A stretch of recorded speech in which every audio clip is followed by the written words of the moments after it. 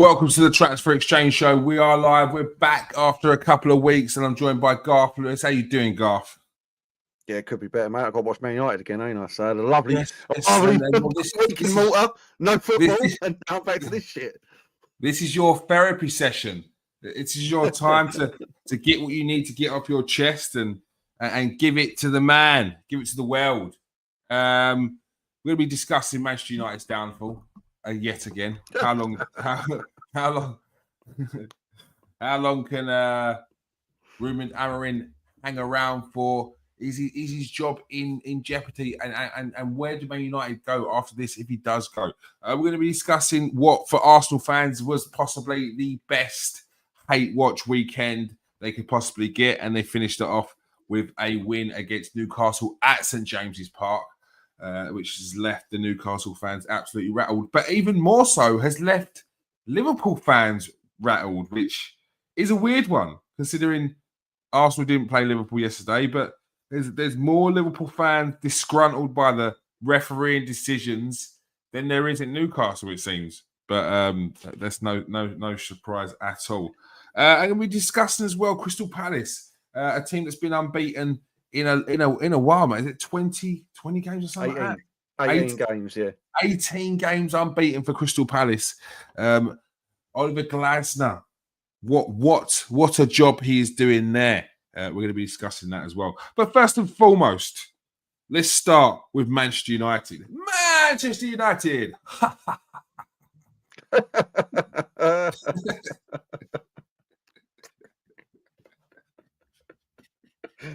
To be fair, us two laughing, that's probably the review, mate. That's all that's needed. That's it. There is, pure and simple. Absolute, honestly, God. There may be some foul language in the next 5 minutes, so people need to be aware of that. But yeah, it's a shambles. But did you see the game yourself, or did you see the highlights? You saw the highlights. Yeah, I saw the highlights. A 3-1 loss to Brentford. I saw a little bit of the game as well. Not good. Brentford, after the victory against Chelsea, you'd have thought going to Brentford, it's never going to be easy. But a game where you could try and get that back-to-back wins and start to build some momentum, but it didn't go well at all. Garth, tell us your thoughts on the game and where it went wrong. Selection to start with. Harry Maguire in the centre of the defence in the big 2025. Listen, I appreciate how Harry Maguire's conducted himself, how he was like, you know what I mean, me included, were throwing him under the bus. That's the wrong way to put it, but saying he weren't good enough, this, that, and he's come back and he's shown determination and he's shown how to behave under that sort of pressure. But it still is Harry Maguire. He ain't got pace. He never has had pace. To have him as your central defender because you're worried about the long throw, which is what that was. Like, I've seen other things said, but Aaron was worried about the long throw that Brentford can implement, and so he banged Harry Maguire in there for the others. But then playing a high line with that defence, when we know Harry Maguire is going to get ripped for pace, like you're setting him up to fail. Euro should have started. I don't know why Euro isn't starting like in that game. Team selection again, central midfield, Ugarte and Bruno. Ugarte works when you've got the three-man midfield of two centre midfielders and the attacking midfielder, like the triangle. He's very good at what he does, destroying, stopping play, breaking up play, getting involved, nicking the ball, quick sideways pass. Unfortunately, when you're playing this formation, Ugarte, he doesn't know how to turn. He hasn't got the time. So the amount of times that he lost possession because he looked up and there's no one in front of him because of the way the team's set up, it was ridiculous. Kobe Mainoo should have started. I mean, it's easy to say this. Obviously, hindsight's 2020, but yeah. So Bruno playing in centre midfield, it's just not going to work. I don't care what anyone says. And before I go on any further, it's going to come across like I'm saying Man United should be beating Brentford. I'm not. Brentford are a tough team. I think they've beaten us quite a few times recently as well. 4-3, I remember, 4-0 a couple of years ago. It's not like I'm expecting us to win, but I'm expecting a performance from Man United. So, yeah, set up the foul to start with the formation, and then the system again, the same flaws there. I mean, honestly, like, watch any show he said week to week, no control in the middle because of what we've got there. Bruno's pushing high. When he's not pushing high, he's somewhat lost in the melee of all those players. He needs a bit of space. He needs a bit of time. He works in between spaces, doesn't he? You know, Bruno's best in between the midfield and the attack. You put him straight into the bear pit of a centre midfield. He's just not going to be his best. And people are like, oh, he was rubbish. It's like, yeah, because you're playing him well out of position. Well out of position. The wing backs are not up to speed. The defence just doesn't look like they know each other. Brian Deere. I feel for Sesko because, again, like I said this not so long ago. Hello. I said this not so long ago. We bought a similar profile striker to Højlund. He's better than Højlund. He's got more about his game than Højlund, but it's still a big, strong, powerful centre forward who isn't going to do too much like dropping and taking the ball and spraying it away. He's expected to receive the football in attacking positions. That's crosses from the flanks. That's balls in behind the defenders that he can run onto. That, you know, with through balls, little slide passes, like giving him none of that. So Amorim, at this point, I don't know whether this is like if this is a test of my will. You know what I mean? Like, I'm not really a religious man, but maybe God is testing me right now because what is Amorim up to? Like his stubbornness of I'm not changing anything. And I'm not even just talking about the formation. I mean, we're talking about Glasner. He plays a similar formation, but it's a different system. But just tweaks to the system to make it easier for these players. Nope, not having it. He's gonna get himself the sack, and it'll be no one's fault but his own in the end. And Brentford took full advantage of it. Lovely first goal, just straight over the top. Boom. Lovely finish. I'm not blaming Brian Deere for that one at all. He can't do nothing about it. Second goal, defender's fault. Good save from Brian Deere, and then there's 4 men in the box, and somehow the Brentford striker gets it. Yeah, that's just poor. That's just poor. And then obviously the third goal. I mean, listen, Brian Deere's got to do better than that. But obviously you're chasing the game. You're chasing the game, and you're going to get caught on the attack. And the penalty for Bruno. I mean, listen, I'm a fan of VAR, but we shouldn't be waiting 5 minutes for someone to take the penalty and then allowing Brentford to bring their subs on once that's happened. But that's when the ref's got to take control of that situation. Be like, no, you've had 5 minutes to make your subs. You'll now wait until after the penalty. You know, so yeah. But you can't blame Bruno's missing for us not winning that game. It still would have only been 2-2. We were never in control at any point for longer than a couple of minutes here and there. As per usual, we were 2-0 down before we even looked like we could play football. So yeah, something's got to change, man. I don't know what it is, like, because we've been here before with other managers. It's never been this bad, but like the club's toxic it's rotten from top to bottom.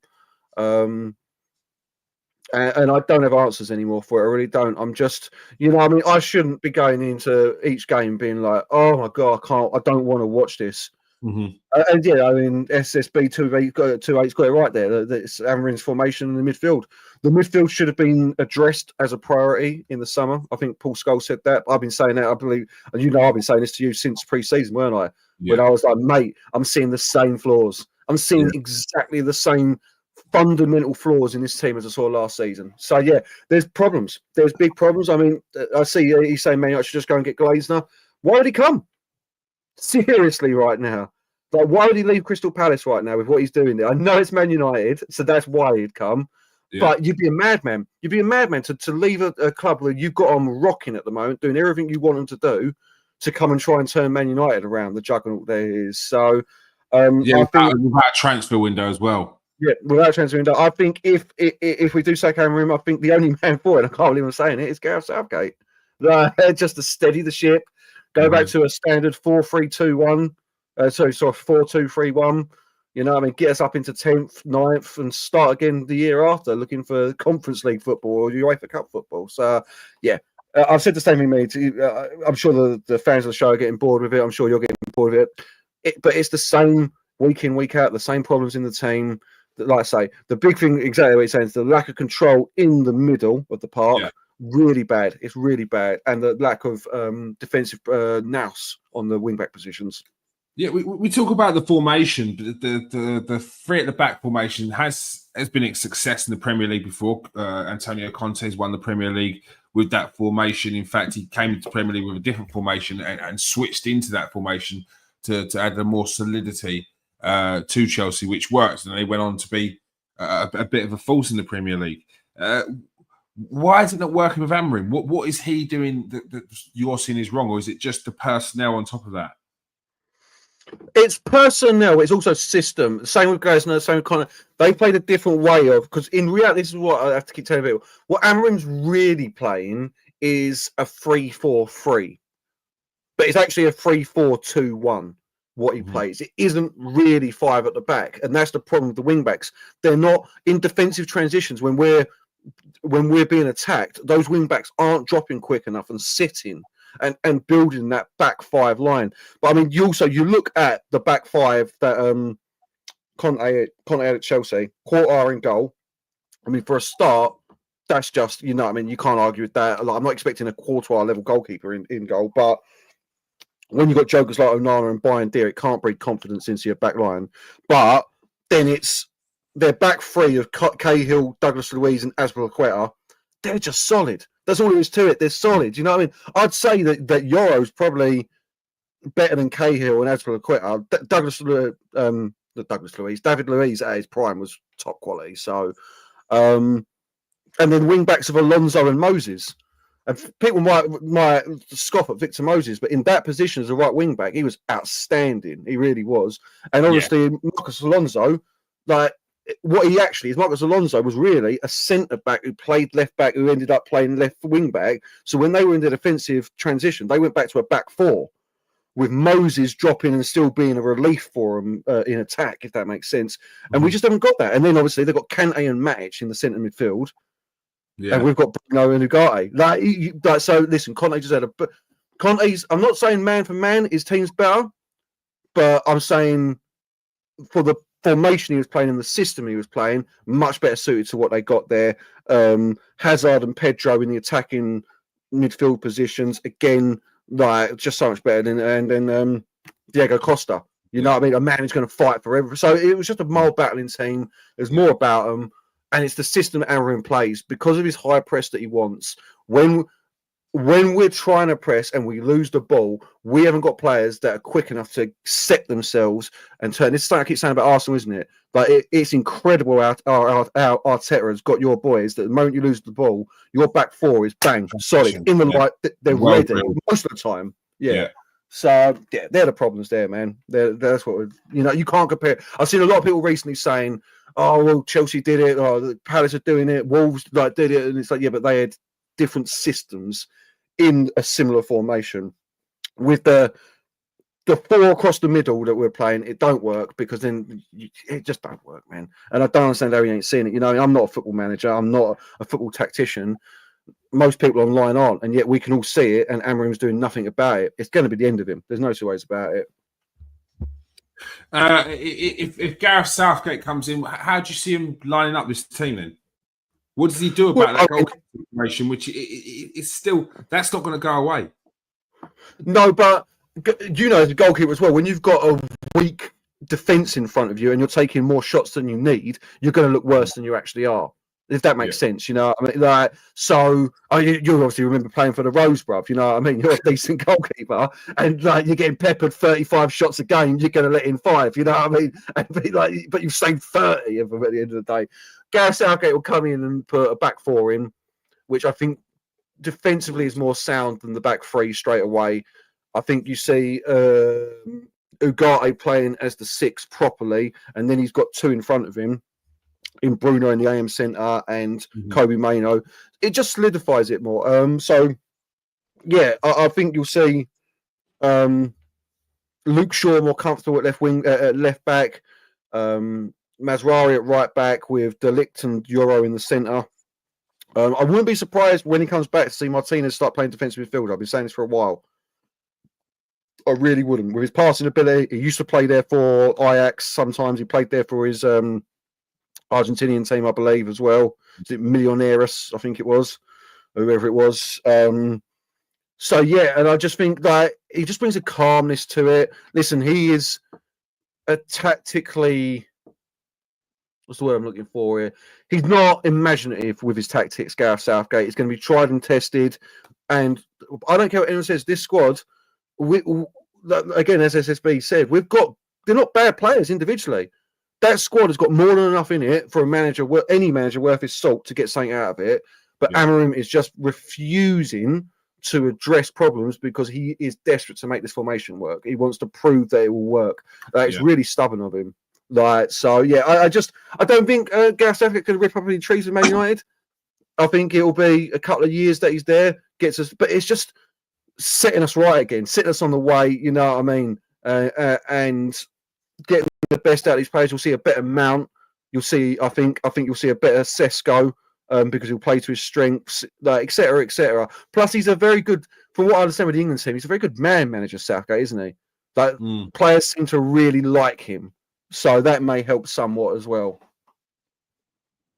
I'm seeing some news elsewhere that Xavi, who's currently managing in Saudi Arabia at the moment, would be interested in the move to Manchester United. Do you think that would be the right move, or do you think that the stability is what you need right now? I don't know much about Xavi and what he did at Barcelona, to be fair. I know he won things there, but I just don't know whether that's the sexier choice, isn't it? Gareth Southgate. Oh, sorry, Sir Gareth Southgate. Is it a mistake to go down the route where it seems a bit more exciting with the Xavi, or do you go with what you know you're going to get with Gareth Southgate? And he's going to it will set you on your way on the right path. Or do you cut that out and go, do you know what? Let's just go to the Xavi now rather than go to the Southgate and then to the Xavi. Honestly, listen, my heart's like, get Xavi. It's Xavi. Imagine what he could do with those. Imagine Kobe Mainoo working under Xavi. But the head rules the heart in reality. It should do. It's got to be Southgate. Or someone of that ilk, who comes in, stabilises the team, and almost he is aware that he's only there for a couple of years if he doesn't do magnificently well. You know what I mean? I've seen people talking about bringing Solskjaer back, and I get that. I think in that Alonso and Moses for Man United right now would be perfect for this system. So who's out there that's affordable that you think could come in? That left wing back and right wing back that would be perfect for Man United, that would really help out the system. Well, obviously, I wanted Zinchenko. Is he on loan or did you sell him? He's on loan. Sold him, didn't you? Forest. It's on loan, so Zinchenko. Nothing. I think obviously his wages were quite big, so I did put it out there. Now there's the Spanish midfielder who plays wing back. I can't think of his name now, but Dumfries. I think you could get Dumfries in. And he went really cheap, didn't he? Yeah, I believe so. There was obviously, listen, Koundé's always available. It's weird with Koundé. He's really good. But Barcelona are always like, we'll accept something for Koundé because they're always trying to get a bit of money, ain't they? So but after that, I think Dumfries is probably the best option, to be quite honest with you. Maybe you test Arsenal with Ben White. Maybe, but that's going to be expensive, I would have thought. It's difficult because I can't I don't know the candidates. There isn't so much out there right now. No, not for that position. Like you're talking, Cancelo and exactly, Cancelo, Munoz. Yeah, you know what I mean? Daniel Munoz from Crystal Palace. Yeah, that's what I'm saying. Munoz from Palace. From in Italy. Kimmich was available at one point, weren't he? You know what I'm saying? But Di Lorenzo expensive. Dumfries, who in the summer went for a pretty reasonable fee. Where he went to, or where was it he was being linked to? I don't think he went. Yeah, I don't think he did go. But you're talking 25 mil for him, I think. Yeah. Like in all reality, you're talking 25 mil for him, whereas like Koundé will be a lot of money, I think. But yeah, I really can't. I did write these down. Is it Martinez in Spain? He's like 30, and he you just need a stopgap there. You know what I mean? There's the other Dutch fella as well. My brain's gone blank. I really like. It was 25 million euros was the fee that was spouted about. So yeah, because I thought that for Dumfries. Yeah, so and like left wing back again. I don't think like this. I mean, I just don't think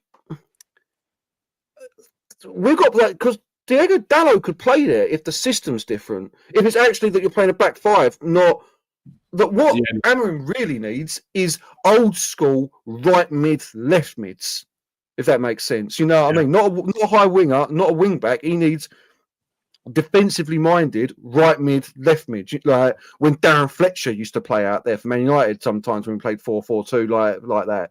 Like that's how he has it. Valencia. Mate of Valencia, bruv. That'd be outstanding. Like that'd be incredible right now.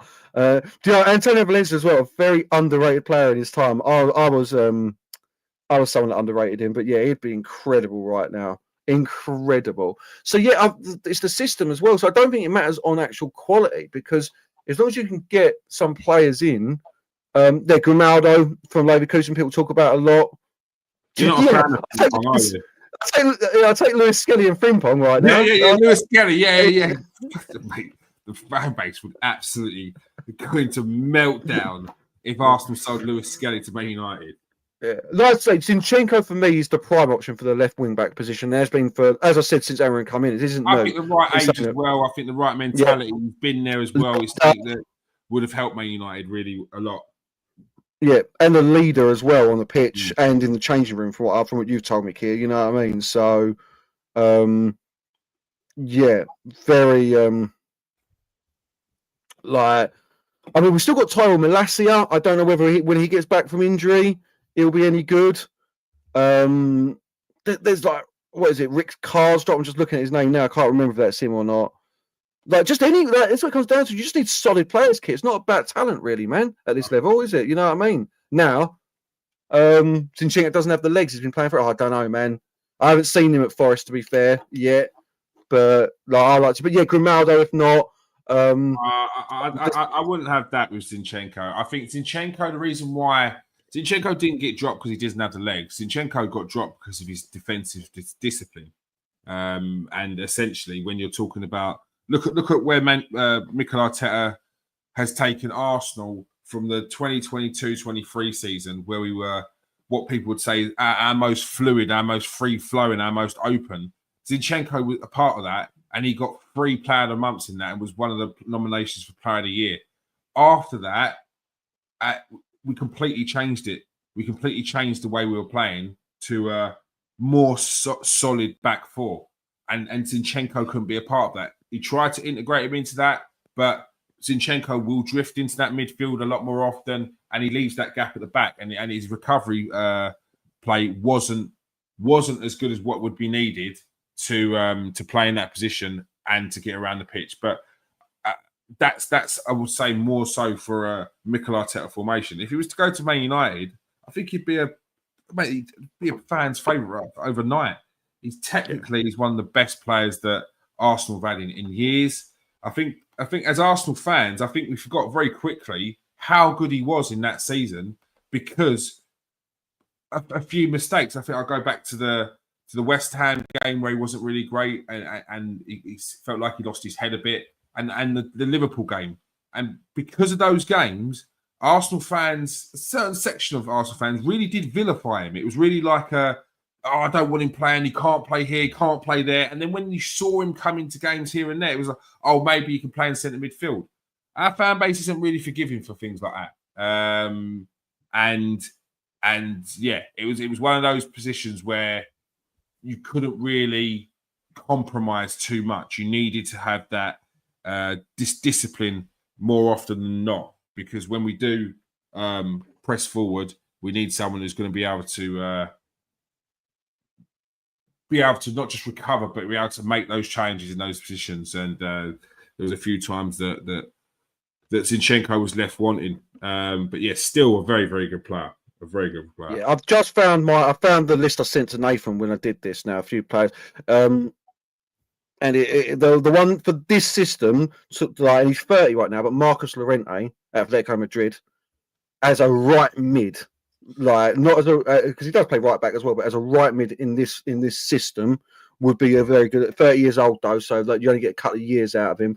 Dumfries, the fellow at Sunderland right now, Gertruda, he's got talent. That kid's got talent. So he could do that as well. On the left, Grimada said Zinchenko or Filip Kostic is an outside one. The Serbian at Fenerbahce, I believe it is. Could see him doing quite well.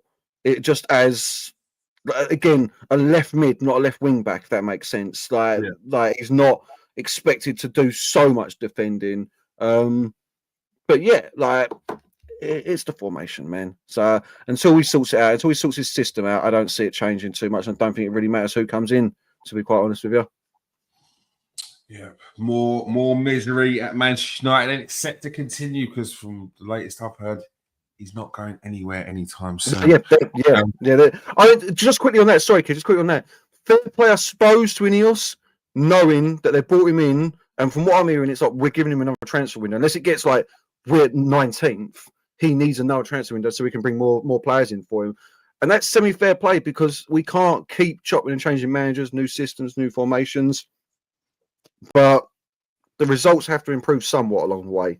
It can't be what we're seeing. You know, I mean, I believe it's 33 points in 35 games.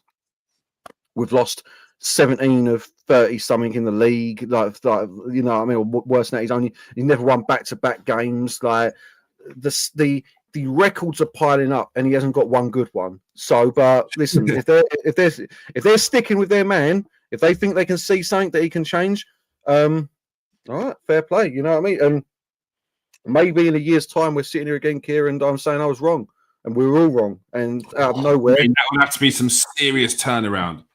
Yeah, it will, but it happens. You know what I mean? So maybe something clicks.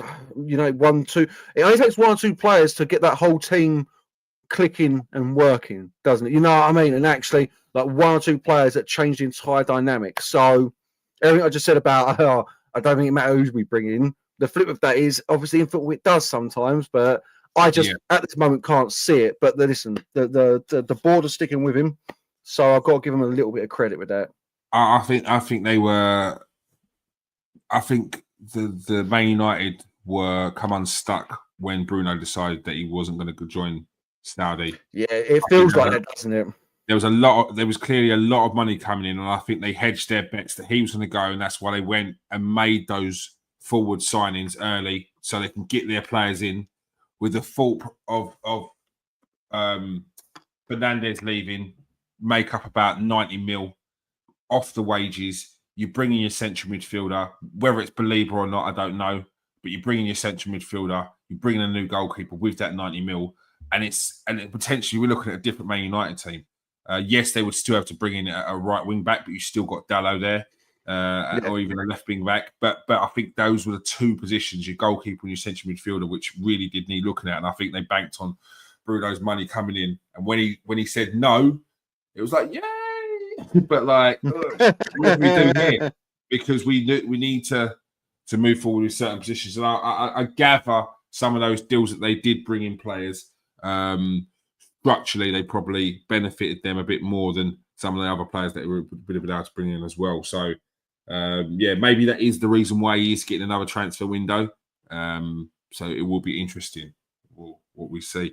What's to say? Ragnick was right when he said Manchester United need open heart surgery. He did, and he got slated for it. He got sacked for it. That's why he got sacked. That's outright. Like it can be all this. Oh, he didn't get on with Ten Hag. It was this. It was that. Man United board didn't want to hear that. They didn't want the fans to hear that, and they're like, "See you later, mate." So. Yeah, Russ is right. It's the thing. Keir says this all the time. He can't even enjoy mocking me because Man United fans are just down. There's no fight back from us now. There's no it's not even funny because we've got nothing to fight with. I thought it was going to be fun come summer because there are a lot of Man United fans getting their hopes up. Yeah, bopping around first game. Oh, we should have beat you. You were lucky. Then it was like, oh yeah, but I could take the dick out of Man United. I did a couple of videos. Next thing you know, it was like pause up. Belly showing, and, white flag. I was like, "This what already?" I was like, "No, this ain't fun no more." There's no fighting. That's what they said about the Bennett era. Arsenal's Bennett era was a better era because, like, your fans still had hope. They had desire. They had passion. They thought something could happen, and that was what was fun. Man United fans right now, we're just like, yeah. Like we are like done. We've got nothing. We can't give you anything. You're not getting anything out of us. You know what I mean? Because it's probably like your shit. Yeah, we know. Yeah, no, that's what it is. I hate that. Like, you ruined it. You ruined it for us. You're like, shit. Yeah, I know, bro. What next? Do you know? It's like Eminem in 8 Mile. Just I know everything you've got to say about me. You're like, yeah. You haven't said anything to me that I haven't said to myself 6 inches in front of the mirror. So you can't hurt me. You can't hurt me.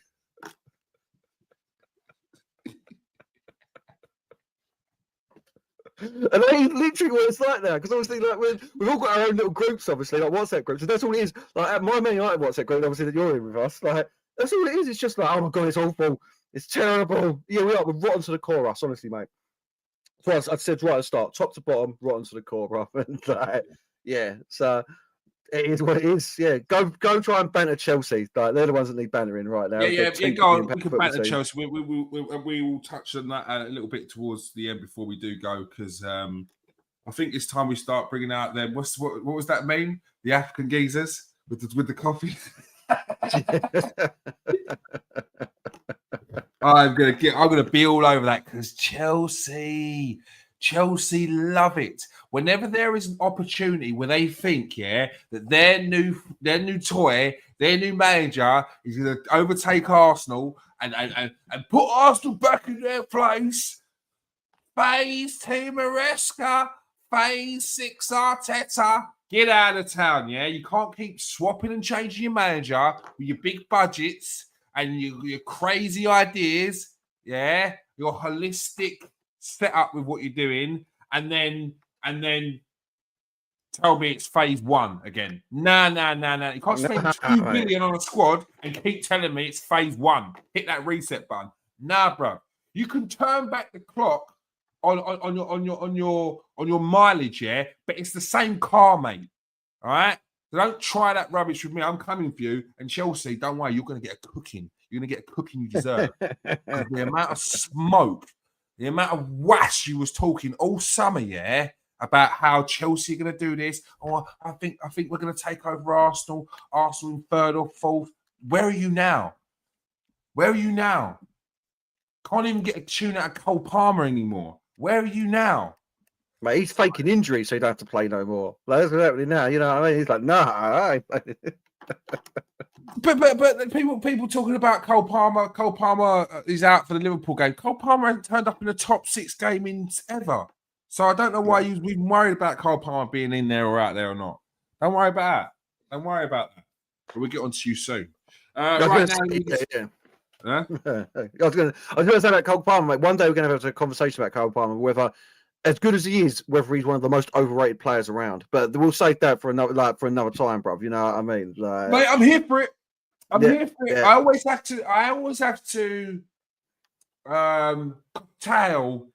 Speaking about Cole Palmer, the way I want to, with I like Cole Palmer. This is not Cole Palmer. No. This is not me saying Cole Palmer's no good.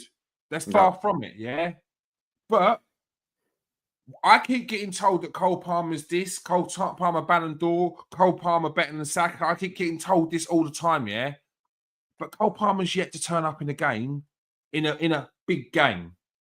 Not once. And do not come at me with the Club World Cup. I'll just say that he's got 2 goals in the Club World Cup final. You know? Get out of town. Do me a favor, man. Get out of here. Get out of here, man. Yeah, that don't count. That 2 bob pre-season, half-season friendly tournament that you played in. Get out of town, man. What are you talking about? Someone said the other day, Mickey Mouse. Yeah, they are Mickey Mouse, mate. Oh, everyone did turn. Get out of it. Everyone turned up. Everyone was on holiday. Everyone's playing in flip-flops. Like, get out of it. Talk about everyone wanting to win it. Yeah, because it was what, 130 million price win. Yeah. What are you talking about? Of course you want to win it. Of course. 130. Yeah, everyone's going to turn up. Oh, player bonuses. Each player gets £2 million every week. What? Do you know what? Of course everyone wanted to win it. Every on the phone to the wife, like, listen, Marjorie, I'm just going to let you know now, ain't about this summer, like, but next year, like, we're going Barbados, all in 5-star private jet. Exactly. Pep would be like, hey, guys, I want a holiday, I want to rest, and the chairman's like, Sheikh Mansour's like, bro, we're rich. But this is 130 million we can put on the books, mate. This is something we can put officially on the books. You need to turn up to that tournament. Like, and every chairman would have been the same. Hey, the rest was like, I don't know, I don't want to play. The rest is like, hey, you're playing in that tournament, $130 million? Like 300 million. Like, get out of it. You're playing in it. So, yeah, of course everyone turned up. Is Maresca in trouble? I think he is. I think no matter what I don't think it's immediate because Todd Bowley, and as I said, he wants to be more holistic. He wants to be like Chelsea are really in the big problems if before they make that call. Look how long he kept hold of Potter. And Potter's been a disaster at West Ham. Look how long he kept hold of Pochettino when Pochettino was a manager that actually needed time. So that was fair. And then got rid of him at the last minute. So I don't think he's in an immediate danger, but I think we're starting to hear murmurings from the fans already. The players aren't happy, confusion, and then it's being questioned by pundits, and then all that you need next is the same story with Chelsea. Chelsea old boys start to pop their heads in. John Terry's questioning stuff and talking about how this and that. Ashley Cole gets asked a question. Joe Cole gets asked a question. And once they go, then the trouble starts brewing. Then you get the fans on side that aren't happy. And then when some Chelsea fans, the Plastic Galacticos, start getting annoyed, they're going to start shouting from the terraces as well. And that's when he's in trouble. And they're relatively impatient, the Chelsea fans. Yeah, well, most of them were up on the Amorim, the Abramovich era, weren't they? Where it's literally like you got 3 weeks. Like, that's it. And I think that goes with a lot of managers. You spoke about it in the summer, and when I was adamant that I don't want Arteta to go, and in how you said the question of if he doesn't win anything, and I was saying there's context to it. He said, "Yeah, I know there's context, but he needs to start winning." I'm like, "Yeah, he needs to start winning." And then you was like, "Yeah, but the problem is you get the press, the media." Then the media start to turn those fans who are not really sure, who don't really have their own mind and are easily led. And then you get the fans that were sort of never on side. They're there as well. And then they start to make noise. You get momentum, and it's a problem. And even when, like what we've had this season, Arsenal are sitting second in the league, are fully on for this league title. It's there. Only the game before the Newcastle game, there's people talking about Arteta needs to go.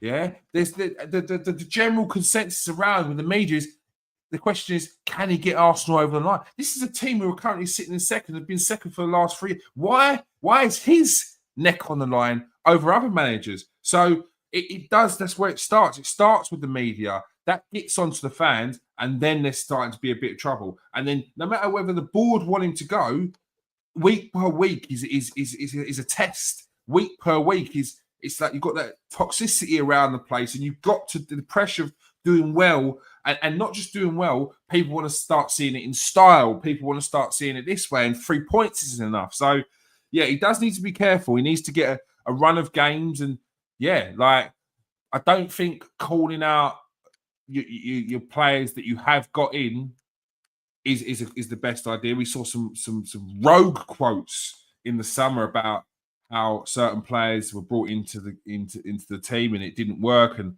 it was just I had to double check the sources to see if it was right, and it was Fabrizio Romano, and I was like, whoa, he actually said that? That's crazy to talk about your defenders like that, or any players in your team like that. That's going to be, especially when they're still there. I think that's where I see the trouble. When people are starting to question the more basic things, the simple things, and not just results. So yeah, I think he's all right for now, but yeah, won't be too long. He needs to start. It won't be too long for Maresca. Yeah, it won't be too long. Yeah. And on to the game of the weekend. Arsenal versus Newcastle, steeped in controversy as always. Goes back to 2 years ago when Newcastle stopped Arsenal from getting Champions League football, which I didn't realise that Newcastle was so, like, what's the word I'm looking for? I didn't realise Newcastle held that fixture in such high regard until I saw a Newcastle podcast, or someone from Newcastle podcast talk about, say, oh yeah, we stopped you from getting Champions League 3 years ago. And I was like, did they? And I thought, oh my God, that's you really enjoyed that, didn't you? And that's where the beef with Newcastle fans started. We lost that game, and it was, you go online, and it was fierce. It was, you Arsenal fans. I was like, whoa! I thought we had like a bond, a connection. I thought we didn't mind each other, but apparently not. But yeah. Well, this is what I mean. Russ. 10 minutes away from Arteta out, mate. I had people in my live. Yeah, well, I was having arguments with them as we were getting. It ended up being an emotional live yesterday. I got to admit, yeah, because it started off with a lot of trolls joining the live. So I apologise if my mum jumped in that call and she heard a few C-bombs, F-bombs, and explicit you didn't think could come out your son's mouth. People put me over the line. Went down on TikTok now. Situation, high pressure, abusive language. I know exactly what Arteta's feeling right now. You know what I mean? Yeah. It was a sweaty situation. And people jumping in. Oh, this manager needs to go. I've had enough. He can't do anything. We're never going to win anything with Arteta. And I was going at them. I was saying, if you have said he goes at the end of the season, if he doesn't win anything, then you need to give him the grace to have the season without you chirping up every week, giving it the Arteta out. Do you know what I mean? I want to hear it. If you're saying he goes at the end of the season, if he doesn't win anything, then let him have the season. You can't, September, turn around and start going, well, he needs to go. Because then you don't understand that now the rest of the season is toxic. Now the rest of the season is the atmosphere is not the same. Everything's oohs and ahs, and everyone's questioning the lineups and everything like that. So let's just chill on that. So, but that was what was going like, and then we scored the equaliser. Yeah. And then by the end of it, it was like I called them out still, as I do. They still got called out. I said, "Where are you, Newman? Where are you now?" He's like, "I'm here." He's naming them all. He's naming them now. So wrong. But that's what, when you're on my lives, mate, it's an emotional situation. All right, you're every ball that's kicked, I'm there, and you're there with me. I'm bringing you in. That's what it's about. And every ball was kicked in that Newcastle game as well. As I said, steeped in controversy, players that should have been sent off, penalties that should have been given that wasn't given, and penalties that weren't given that should have been given, or whatever. Should Gabriel have been on the pitch when he scored that winner? No, he shouldn't.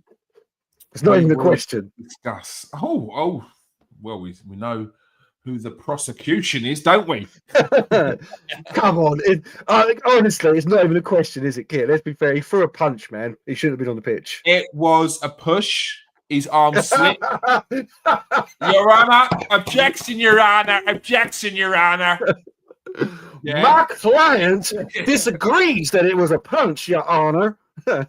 If the glove don't fit, you got to quit. He merely saw a fly upon Watermeter's nose and was trying to get it off. Any physical intent is just unacceptably denied. My client has a character reference so good. This is a man, Your Honour, that spends his weekends down at the soup kitchen feeding the homeless.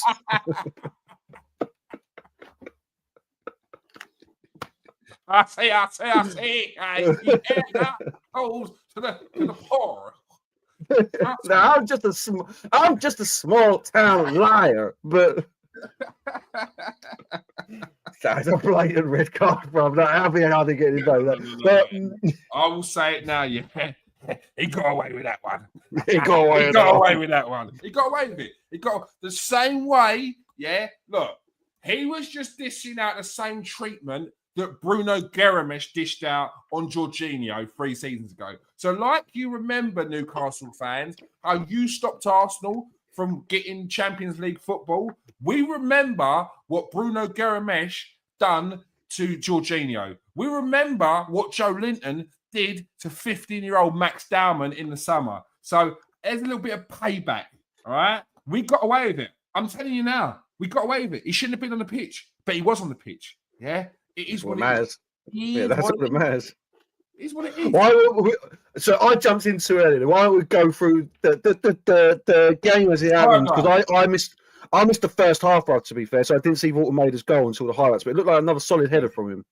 Yeah, look. For me, it was against the run of play. Arsenal started off the game really, really well. The starting lineup of which surprised a few people. Probably good surprise in that Eze was starting in that number 10 role, something that people have been called for a little while since he's got here, actually. Trossard on the left, I think, surprised a few people, but like I can't. Trossard's one of those players, yeah, where it's like you don't play him, and the player who comes in doesn't have a good game. Trossard will come off the bench and have a good game, and then he starts. So you can't hate for him to start. I know. Someone said the other day, Trossard's one of them players that it's like he comes off the bench, he has a good game. You start him, he has a poor game. You drop him. He comes off the bench. I think that's a bit unfair. I would say he comes off the bench, has a good game. You start him, he has 2 good games, and then he has an absolute stinker on the third. So you think you're going to get a little bit of consistency, and it completely dissipates straight away. And you're like, what is going on? But look, Arsenal played him, gave him a bigger, more wages in the summer with no extension on his contract, but bigger wages. And if those bigger wages were to keep him happy while he sits on the bench, then I think that's money well spent. Because that's what he's a player who comes off the bench, he impacts games. He's so clinical in front of goal. I think he was unlucky to hit the post in this game as well, where he had an opportunity. He's a really good player, and I think people forget that very easy when they get frustrated with the things that he doesn't do in a game. So I wasn't surprised that he started, but he got the start. But it was the Mosquera at the back that I think surprised quite a few people. But then news came out that William Saliba was still nursing a little bit of a soreness on his ankle, and he's still recovering from that ankle injury. So it's probably like a grade 1 ligament. I saw Arteta's pre-match, and that's basically what he said. We've got the team, we've got the squad for exactly this reason. We've had 2 games in 5 days before this, or whatever it was, 6 days. We've got 2 games in 7 days after this. Yeah. Sometimes, when he's got a little knock like that, he needs to take the rest. And this is where you fell down last year, weren't it? Is not having the backup to players and you're running them into the ground. So by the end of the season, they're out of puff. Exactly that, and once again, we'll jump forward, then jump back.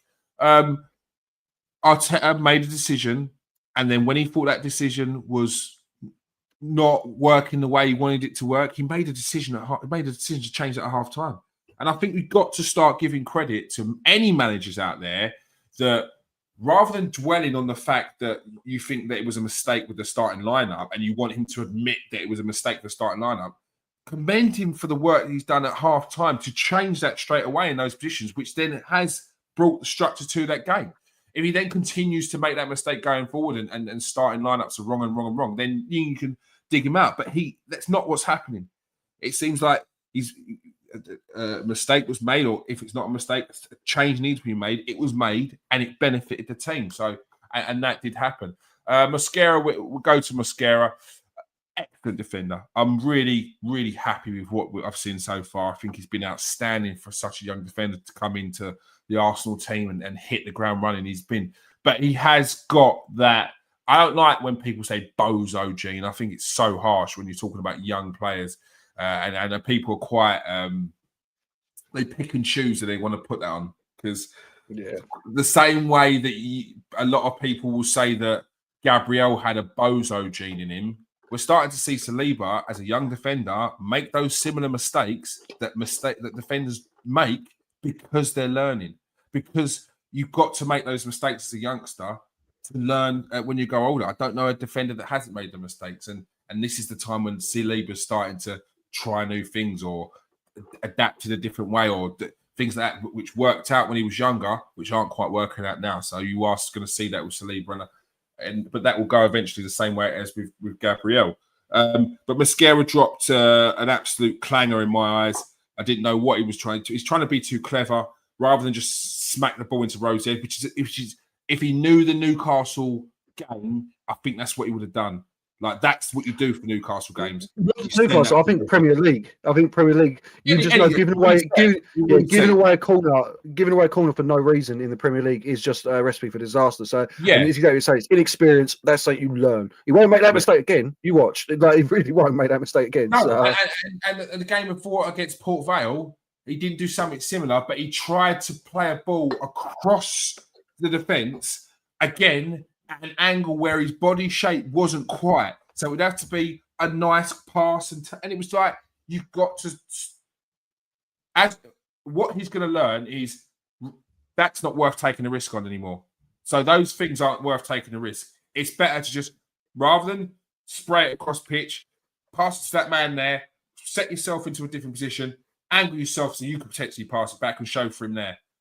You can do that, or like with the Newcastle game, you send that into Rosehead. Your team resets into position, and you set yourself up again defensively. So that's the mistake he made, and I think it wasn't just that was why he got hooked, because he wasn't bad. I think it was more we needed to get a foothold in the game from our defence as well. We were doing well moving forward. We were doing well in that midfield. But from the back, I think you needed that to be that foundation again, to get some more consistency, some nice range of passing, people moving out from defence. I think he needed that with Saliba. And it worked straight away. We defensively, it's not about being more defensively sound. I think we just had a better platform to start our attacks from, to start our breakaways from with Saliba. And the Saliba and Gabriel partnership is immense. But on the Newcastle goal, a lot has been made of Gabriel falling to the ground too easy, weak. But I'm more annoyed with Gabriel completely losing his man. That's what I'm annoyed with. I don't understand why people would look. What happened is why people are dwelling on it, but I don't understand why I haven't had anyone talk about the fact that the striker was able to peel off of him, go behind him, and it just be not unmarked, but just Gabriel didn't once look around his shoulder. He was basically unmarked, Keir. He was basically unmarked. That's why Gabriel went down like a sack of spuds, because he was like, but and then what can I do? Maybe get a free kick. It's dark arts. It is what it is. It's weak. It's not great to see. But listen, when it's your club, you don't give a shit, because if you've gotten a free kick for that, that's 0-0 still. You know what I mean? So it was poor, and I think he knew that straight away. He knew the moment that ball was over his head and he weren't going to jump for it. It was like, and then he felt in his back, and he was like, "That's the man." Finger. That's the man. If it was a cartoon, he would have gone on his back. So that was poor, and a serious worry at that point, because it's Newcastle. You knew immediately what was going to happen as soon as they scored that goal. It was Eddie Howe is it's his team so well drilled defensively. You just knew it was going to be an absolute chore to get something out of this game. A war of attrition. We've been there before. We've been there before against Newcastle. So hard to score against. At St James's Park, the atmosphere as well. They just know. Clicking, bang. Clicking the spot. Click, click, click, click, click. They're not moving. And that's what they did. And they did it really well. And it took until the 84th minute for Arsenal to break them down. But you've got to give credit to Arsenal trying again and again and again to do it. It wasn't. I know that Arteta will gets. They say he's too conservative. But But in this game, he just kept on putting on forwards and more midfielders and more attacking opposition. The same way I do think he did against Man City. I think he was quite harshly criticised in the end. Where people dwelled on the fact that the starting lineup wasn't what they thought should have been, and he changed it at half-time and then kept on going with more forward players. He did that again today. I thought when Odegaard came on, he made a massive difference. I think he's a player who's got a lot of pelters. He's had his new haircut, like David Beckham did, and hopefully that's going to be the difference. And hopefully people see an Odegaard for what he's worth now, where he's been out of the team. He came in the midfield with Eze, which I was really excited about. And he absolutely bossed it, set up the first goal. Was just excellent when he came on. Bukayo Saka, when he started as well. I still have concerns about Saka because I still haven't seen him put the burners on yet. And I think there's still a little bit left where he's not quite pushing it over. But again, I don't want to rush that, because if he doesn't feel it right now, it means he's not ready to do that. Did you see him at the awards ceremony where he was limping still? Yeah. I think he's still carrying. He's still carrying, and not. It has been for about 2 years now. It'll be soreness. Yeah. And so I had a bad one. It takes you a long time to come back from it, and then if you've got to play like I had to, and you don't heal properly, and then you get a knock again, and it tears a little bit. Like, it's not a bad injury, but you can get through 90 minutes. But they start piling up. It starts piling up, and then eventually you feel it all the time. So you want to be careful with him. You want to be careful. We do. But what he has done, because he's not just putting the burners on, it's like he's kind of added like more culture to his game. He's moving around the pitch still, and he's still making those perfectly right decisions. So you may not have the Madueke pace and like taking on players like the way Saka used to, but what you are getting is someone who will just drop in past the man, 1-2s, making the right pass, put that ball perfectly as well. He's really, really good to have Saka back.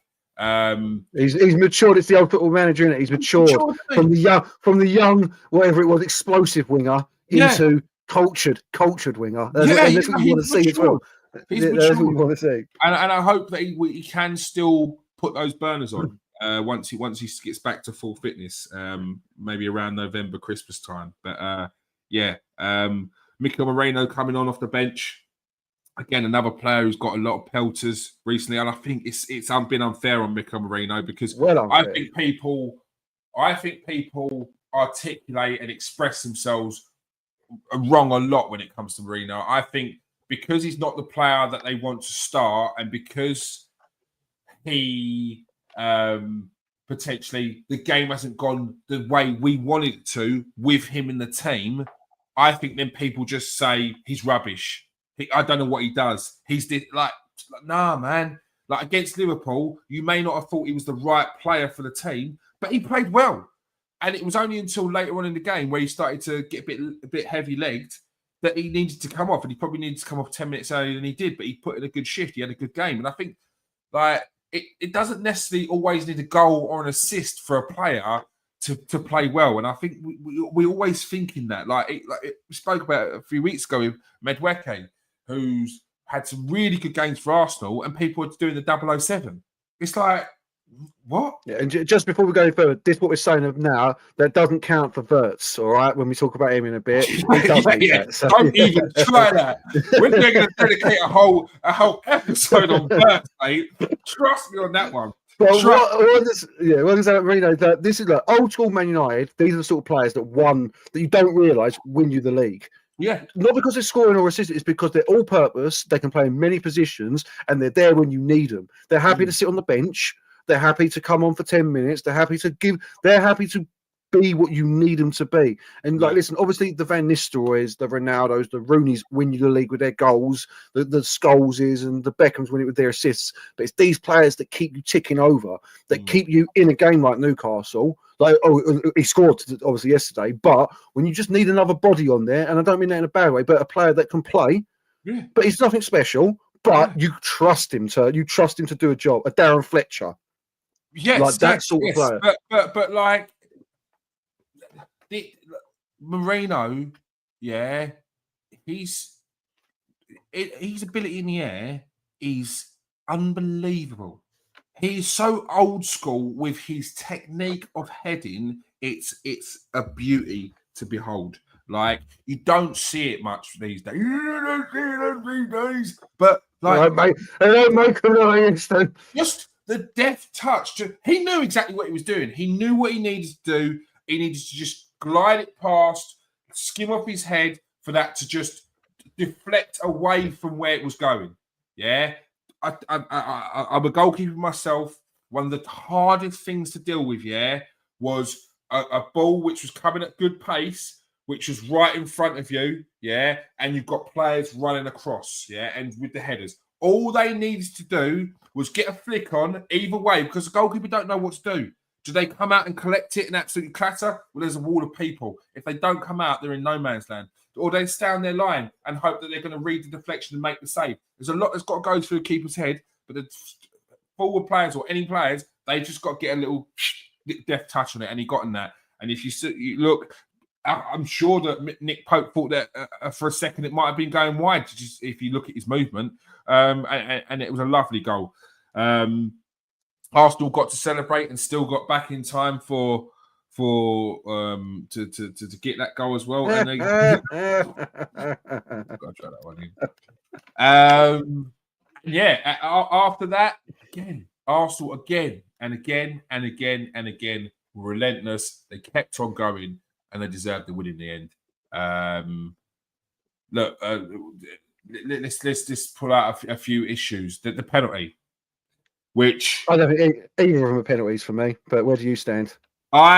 We've spoken about this. I stand where I stand. I still think it's a penalty, even though I think I made a scenario last night where it was Sorry, you're talking about the Gorkres one here. You think that's a penalty? I don't think either of them are penalties. I think the Gyökeres one is a penalty, and I'll tell you why. I spoke about with you guys last night about a scenario where if a goalkeeper was to do this, and then Joe Hart mentioned on Match of the Day. Joe Hart, shout out to Joe Hart. I think he's excellent on Match of the Day, by the way. The way he breaks down things is what we want to hear as fans. So if anyone at Match of the Day is watching, keep Joe Hart on there. He's excellent. But his breakdown was really good. And he said one thing Pope didn't do was move into the player, which then, again, adds more to not being a penalty on his side. But, mate, as a goalkeeper, I if that's the rule where we only have to get the slightest touch on it and a player can still be taken down properly like that, then I could stop a few goals, or I have stopped a few goals like that from grabbing people's feet or tripping them over by keeping my hand out there knowing full well, or just slightly lifting it knowing full well that they're going to trip over it. I think the rule for goalkeepers to not give away penalties in those situations are more so for keepers that come out and gather the ball a bit more, get more on it, and take out the player as well. I think that's what the rule is there for. What we saw yesterday, that slightest touch, which then is still within the path of the striker, still go on and score, and it's been taken out. So, yeah, look, I completely understand the argument on the other side. The goalkeeper gets a touch, and if that's the rule, that's the rule. I don't understand why it went to VAR in the first place, because it's not. I don't think that was clear and obvious. I heard the ref tweeted there himself, but I'm not seeing that now from other people. So maybe I was wrong on that. So I've not heard that, and I've heard some of the VAR on the mic today, and it's not good. It's not good the way he's having to explain it to the ref. It's just it didn't feel clear and obvious, and I think that what was VAR there for? Yes, I know they're going to be looking at it, but like the referees looked at it for quite a few times. The amount of times that VAR have had to go over it with the ref, so I thought that was I thought it was going to be a long day at that point there, especially after Newcastle scored not long after that. And then the other one. For me, sorry, just quickly for me on that one, bro. Like for me, I think a goalkeeper has like more leeway, should have more leeway, and for me, it just isn't even a foul. Like I don't even know if Gorkris is getting to that ball after that touch with the defender running in behind. So, like, yeah, I just the more I looked at it, the more I was like, listen, I get why you'd be upset with it, but I think the goalkeeper should have more leeway. Exactly what Joe Hart said. He's planted his foot. He's got a touch on the ball. And Gorkris is like, this isn't what Joe Hart, but Gorkris has run into him. What's a goalkeeper meant to do there? Like, not put a foot out and try and get the ball? Yeah, I hear that, but on the flip side, it's a tough one. He's got a touch on the ball, yeah. But I don't think his touch was intentional. Like, he got a touch on the ball, but from what I saw, that wasn't the movement he made for the save. He's got a touch on the ball. He's gone out. Gyökeres has tried to move that ball past him. That's where it's a tough one. It's a tough one. I can see why even now, but I still think if it isn't the ref that sent it to VAR himself, there's no reason for VAR getting involved there. It's not clear and obvious, and that's like there's absolute. And I'm a fan of VAR, like I keep saying, but it's these decisions that are making people who don't like VAR go against it. If it isn't the ref that has self sent it up there, then VAR has no reason for getting involved. And another thing, if it's taken you 4 minutes to explain to the referee why it's not a penalty, then it's not clear and obvious either. Like surely that should be like. And I think that's one of the best things I've heard recently was why is there not like a stop clock? Why is there not like you've got 2 minutes to see this decision? If it's not clear and obvious. Yeah, I can't remember who said that, but I thought that was brilliant. I thought that's the best idea. It's like you've got 2 minutes to look at this. If you're not seeing it, then it's not clear and obvious. Like if the referee's given that penalty, VAR should not have got involved if they're able to look at it to see that it's hit Nick Pope's boot fibers. And that's the problem I think people are having today. Okay, you're saying that's not a penalty because he's touched it. Why did that even go there? And I think that's where we're getting to. We're talking about not re-refereeing games, but you keep on doing it. People will go to the Saliba one. People will go to the Saliba one, which I still don't think was a penalty. He had no control. He headbutted another player. Here we go. This is why he's definitely going to go the opposite end. He's going to go the against the grain. Yeah, it's not against the grain. He's on there for controversy. Yeah, that's all you're on here for is to be controversial. He headbutted Pedro. There's a blatant penalty that one. Man. Do me a favour. Get out of here, man. He didn't headbutt Pedro. But anyway, we've got Saliba dropping Glasgow kisses on people, and Gabriel dropping forearm smashes like Wanderlei Silva. Get out of here, man. It's a dirty team. You're just a dirty team, Arsenal. That's all you are. WWE. All right, listen, it was a headbutt, but it is a headbutt. That's anyway, it was not an intentional headbutt. He was nowhere like, but he went. Even if I feel like, even if he had completely won the ball and just followed through and still now we're giving penalties when you win clear headers. Now we're just not penalties for winning clear headers. Yeah, because you're not in control. You know, in control. Like, he lost his head. And Glasgow kissed him. That's what he's saying. But anyway, you lot try and be impartial. Look, I'm just going to be honest. I'm just going to be honest. It was a headbutt. He left him on the floor and said, "Get up." Yeah, get up now in my house. Like, what are you talking about? Listen, you mentioned the UFC. That movement is illegal in the UFC. So that tells you everything you need to know. You know what I mean? They're not allowed in the UFC. They're not allowed in mixed martial arts. So and then the Newcastle one. I was getting annoyed that VAR previously wasn't even looking at it. I was getting annoyed that VAR was looking at it. And then as it was the replay that was going on, I was like, turn that off. Turn that off. We don't need to see it's just that. Not. It deflected. But the more and more I was seeing it from different angles, I was like, he's going to give it. Get it off. Stop ruining this game. This is the game we love, and you're trying to ruin it, yeah? Stop re-refereeing it. But it's definitely not a penalty.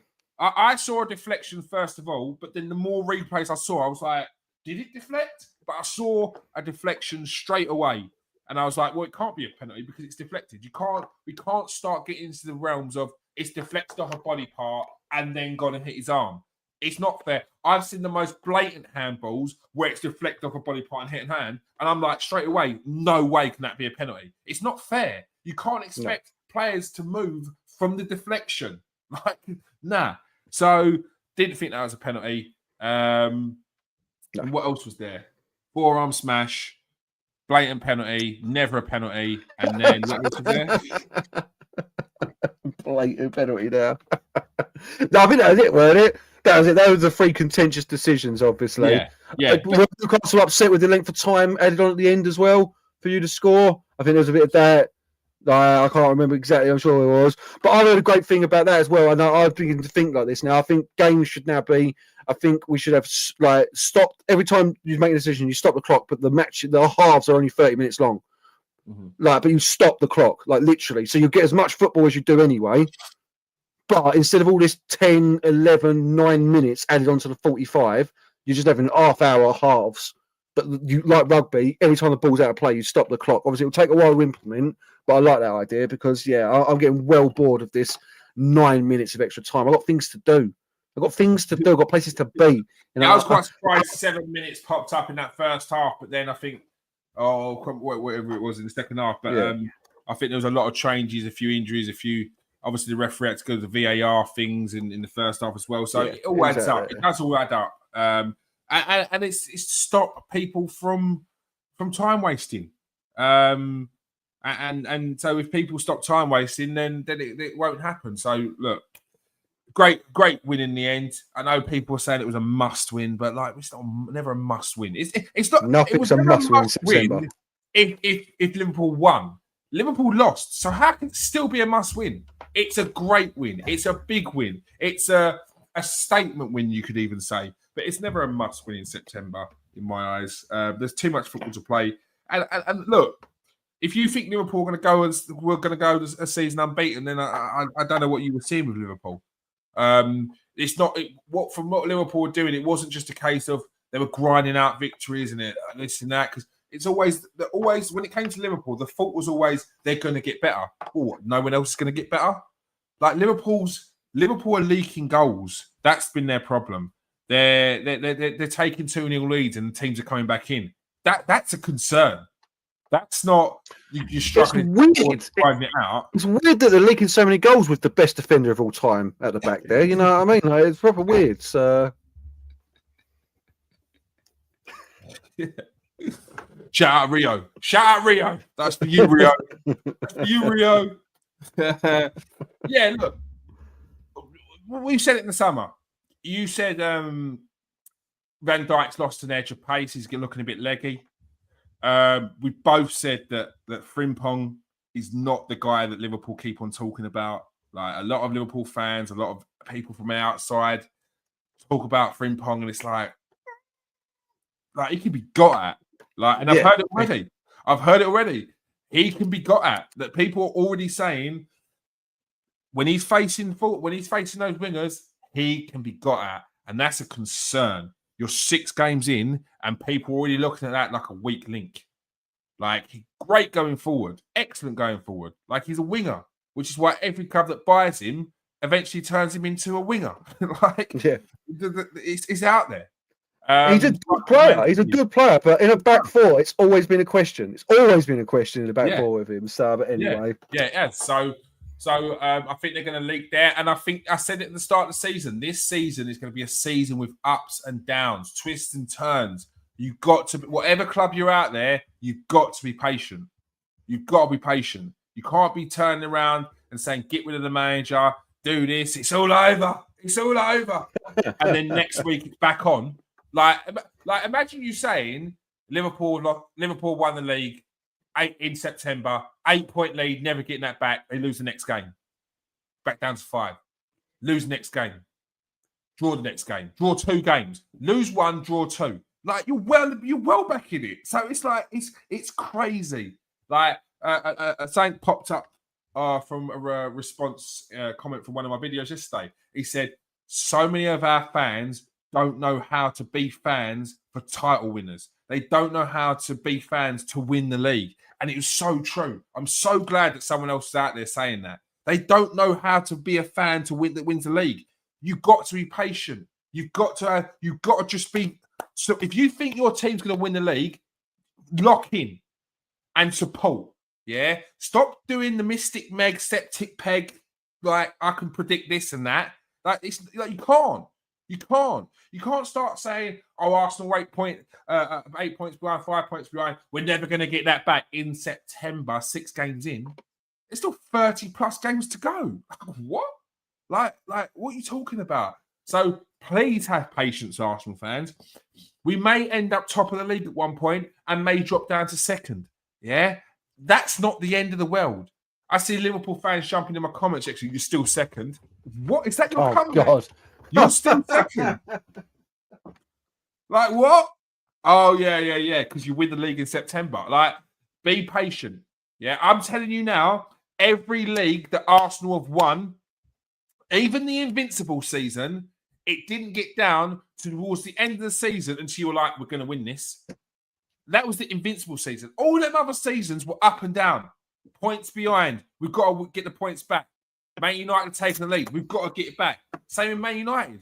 Newcastle, Liverpool, Arsenal. They've all so many times, Garth has had to watch his team think they're going to win the league at the start of the season, drop off at one point, come from behind and win it. Because, the team in front has to deal with that pressure. Has to deal with that pressure of the team just week in, week out winning. That's what you need. It's a cricket analogy here, because in short format cricket, one day internationals, T20, most teams would rather chase a score than go first and bat first and put up the score. It's very similar with the league. It's easier to chase down a team than it is to hold the league all through the season, unless you're so dominant and there's no competition about. You know what I mean? Like, sometimes that does happen, obviously, where you're just so good that you're going to run away with the league. When you're on top, all you're doing is looking down. All you can think about is it's nerves. Oh my God, if we slip up this week, Arsenal are back in it. If we slip up this week, when you're in second, all it comes down to is we're chasing. We've got to win. Like, we're going for it. Like, there's something to fight. You know what I mean? It sounds weird, but honestly, I've heard many sportsmen say this, that it's easier on the mind, like mentally. It's less mentally taxing to chase than it is to hold on to the lead. You know what I mean? So you can see it. You can see it. So it's going to be a very up and down season, but an exciting one for everyone else. So yeah, lock in, people, because do you think Palace can keep this up? Yes, I do. We're going to that now. We'll go straight into that. Yeah, I do. I really do. It's got that Leicester feel about it. A little, ain't it? Just a little bit, ain't it? Yeah, I did my season predictions, and I accidentally ended up with Crystal Palace in 5th spot, and I was like, "Oh my God, I've got Crystal Palace in 5th spot. That can't be right." And I was like, "Oh, well, maybe they could." I'm looking at this, and I think that prediction could be right, even though it was an accident. I think they could do a Nottingham Forest and be that team that could potentially push into that Champions League spot.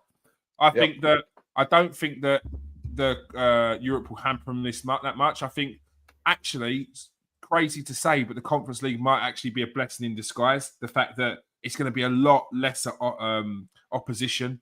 I think they will find those games very easy. It's just more about the travelling and how they recover from that. They've got a very, very good squad. Glasner's an excellent coach. Defensively, so good. So hard to break down. Keeps everything very, very narrow. For the other teams, and he got a defence that can deal with it. He done to keep Mark Gay. You could see there was some murmurs of that a few weeks before. I don't know if you saw it, where Glasner sort of said something to Gay, and Gay is like given the dirtiest look and walked off the pitch. That was around the time that the Liverpool interest really started to spike, and it looked like he could be going. I think at that point there, he was told he ain't going nowhere. Yeah. I think he was told he ain't going. You ain't going. Not sure if that would have happened in the game, but it felt, the way the relationship was between them, it felt like he had been told, "You're staying, mate. You ain't going. Like I said at the start of the season, they got every right as well. Because what's 30 mil in today's market really for Mark Gay? You might as well keep him for the year, let him go on a free, because he can propel you up exactly what they're doing here into the European spots proper, and you can go and buy something else then. Yeah. Losing him, Liverpool they're only themselves to blame. To wait that long, knowing you wanted him, and then leave it till the last minute to actually get the bit done and dusted.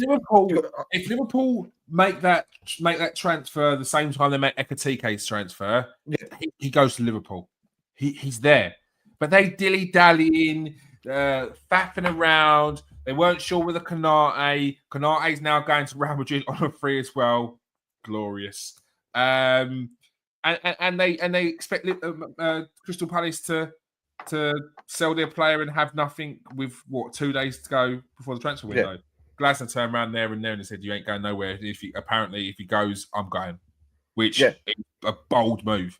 And shout out to Steve Parish for backing his manager, the manager that turned his team around. Outstanding.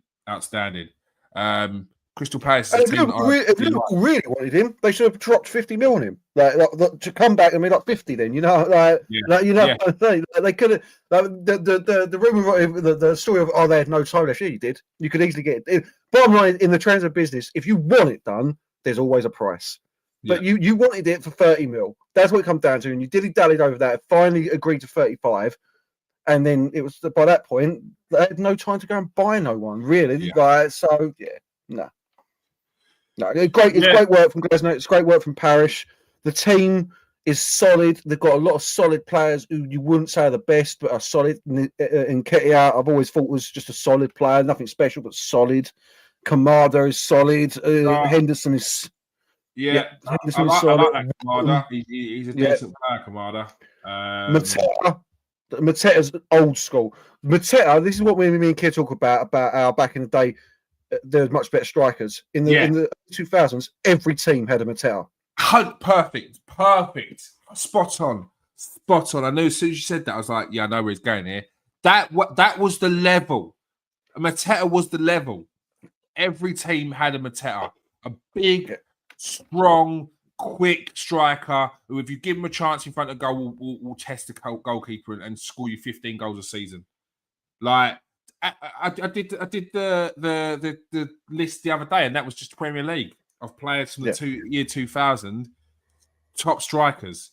Mate, if you had that many top strikers in the Premier League now, like it's like every team would have a bordering on world-class striker or a top-class international class striker. It's just not the same anymore. But he's built a very, very good team, and you can trust that anyone that he does bring in as well is going to be a class player. Daniel Muniz, very, very good player.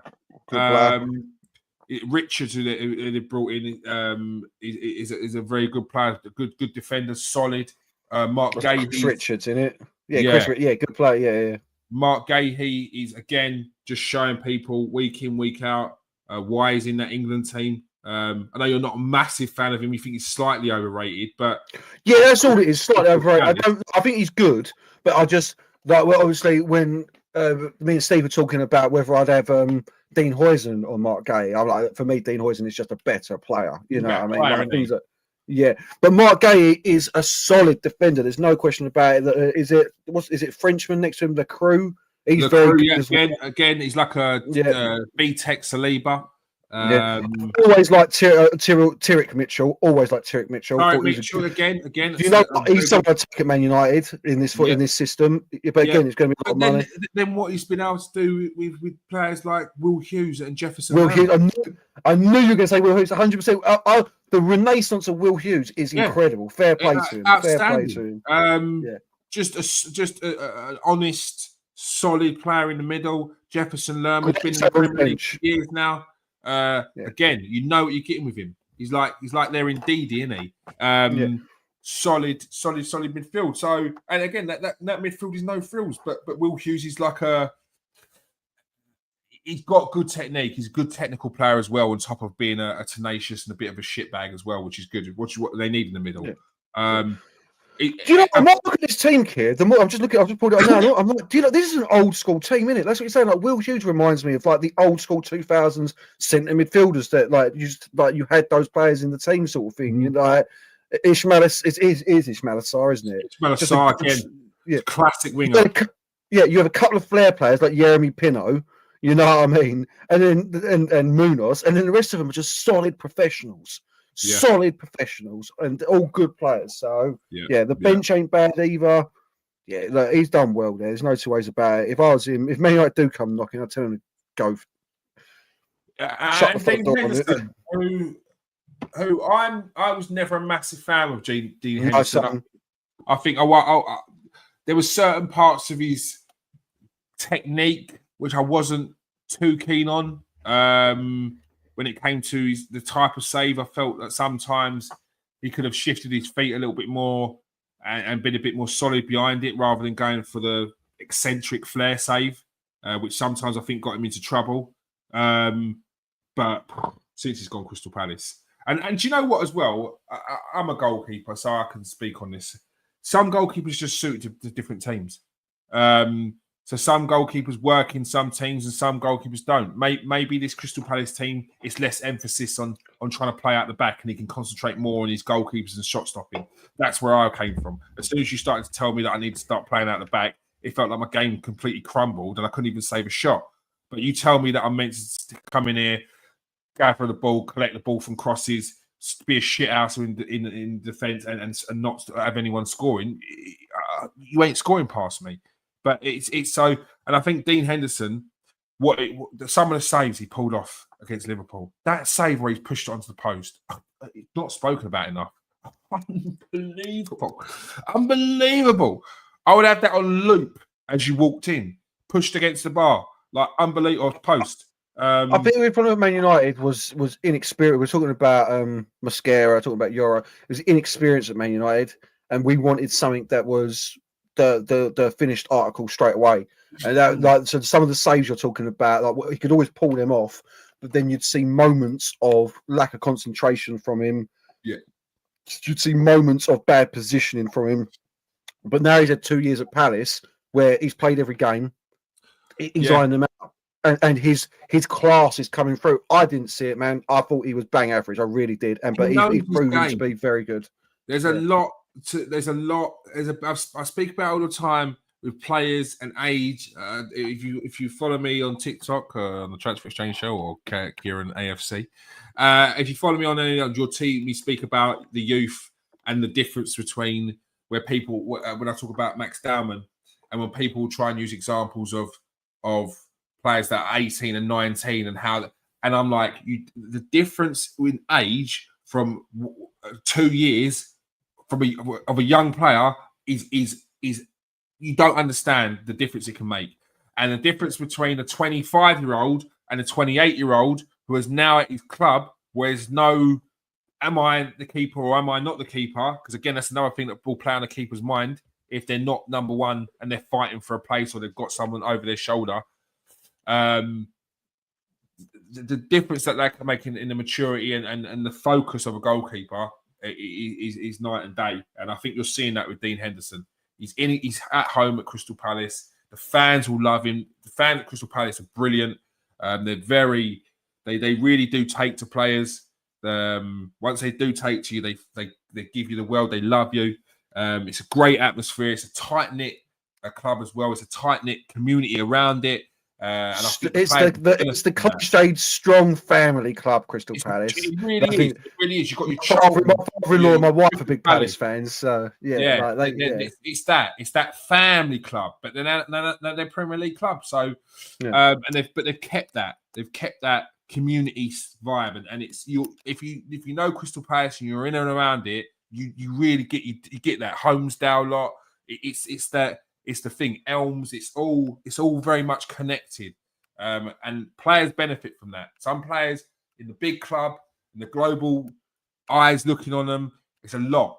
So they need a little bit of a smaller environment where they can really grow and then potentially move on to that later on. But Dean Henderson's found his spot. I think he was outstanding. Big reason to why they kept the points. And Crystal Palace deserve everything they get. They produce really good players. It's been a while. It's been a while.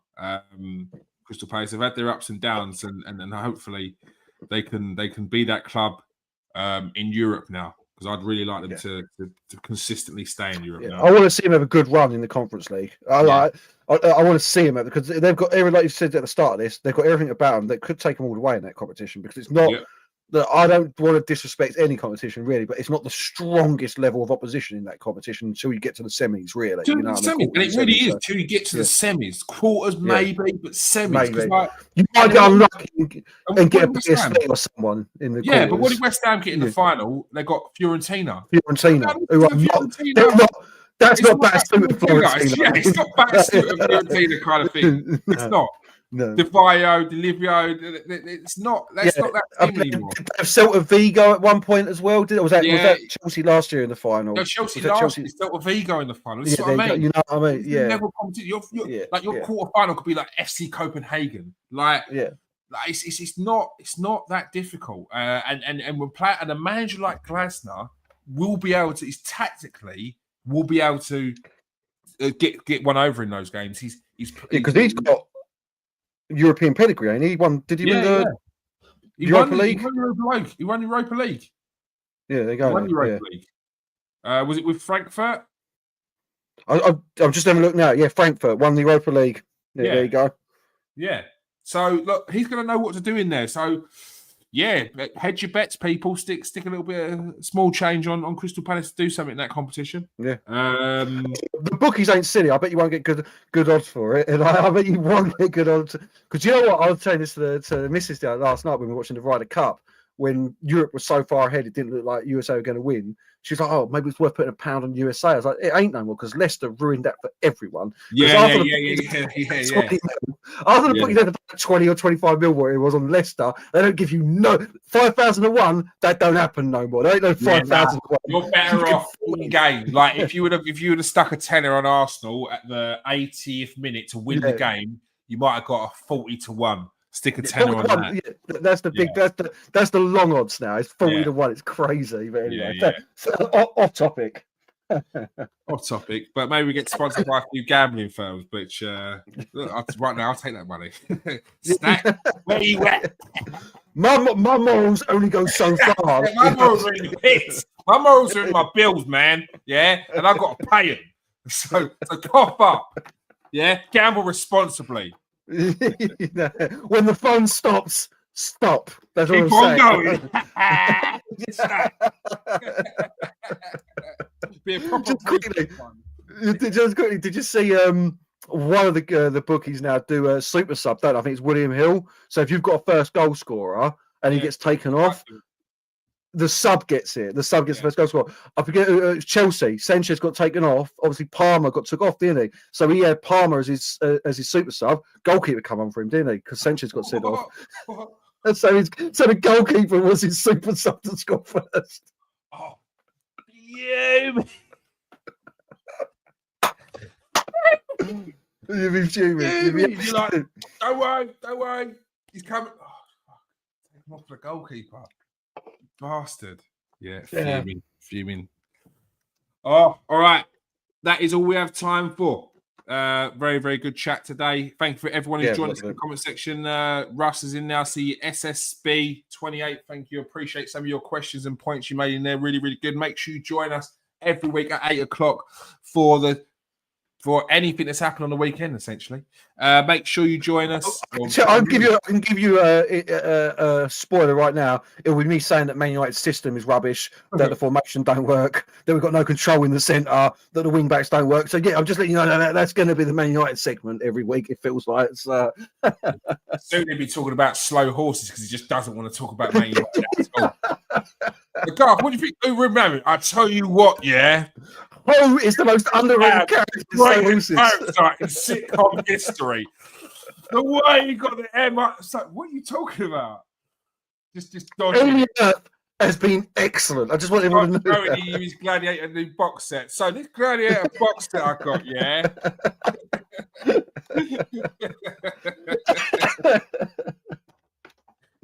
Yeah, look, it's tough times, mate. I've been there. Seen it, done it, and I never want to go back there again. So that's why when you even murmur, when I can see the look of your eyes, you're about to say something about Mikel Arteta, I go for the jugular, mate. I go for the kill points. Like, listen, I'm just going to say, if he don't win nothing now in phase 27, then I think he's got to go. Phase 27. Hey, mate, look. Maresca's another one which they tried to compete with Arteta, and he's about to be put into a coffin soon. Same way as they keep on doing with Saka, and whoever wants to challenge Saka, they keep on coming at him. Esteval's this next one, isn't he? Looks like a really good player, or Estevio, whatever his name is. But yeah, I'm sorry. You just have some respect. Stop comparing people to Saka. Yeah, but you want to compare? No, that's not why you're doing it. Stop comparing. Compare him to someone else who's below that. Someone else who's not been consistently good for the last 5 years. Right? Come on. You don't come into the league and start comparing people to Salah, do you? Don't do it to Saka. He's earned that. All right. Thank you for joining us tonight. Thank you for everyone who's joined us. Make sure you hit that like and subscribe if you are new to the show. If you are watching on Twitter, press that like and press that share button. It does help. Or retweet. Sorry. If you are on TikTok, make sure you follow the Transfer Exchange Show. It's there, Transfer Exchange Show. If you are on TikTok as well, make sure you follow Kieran AFC. Anything to do with Arsenal, go and follow Below the Line Media if you're into films as well. Little plug. And thank you for joining us. If you want to see that Gladiator box set, go and follow Below the Line Media. You know, it's on there right now, and I'm very happy with it. So yeah. If you want to go and see a new Gladiator box set, it is a nice box set. Actually. I was taking the mic, which I always do, because I'm just an arsehole. But it's a good box set. I don't know about the romantic music that he had in the background and he was swooning over it. The red wine that he poured in the cigarette he smoked afterwards. I don't know what's going on there. What a man does in his personal time with his box set is his own business, Kurt. All right, that's all I'm saying, mate. It went dark and he came back smoking a cigarette. Go and follow us on that as well. Thank you for joining us tonight, people. Thank you for joining us tonight, Garth. Pleasure as always, mate. Thank you for having me, mate. All right, peace out, people. Stay safe and wash your hands.